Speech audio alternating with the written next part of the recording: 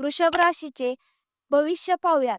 राशी भविष्य 2025 सांगत आहे की वृषभ राशीतील जातकांना वर्ष 2025 मध्ये शनिदेव मार्च महिन्यापर्यंत सकारात्मक परिणाम प्रदान करतील. कारण शनी तुमच्या चंद्र राशीच्या 11व्या भागात विराजमान असतील. अशात या लोकांना करिअर, आर्थिक जीवन आणि प्रेम जीवनात शुभ परिणाम प्राप्त होतील.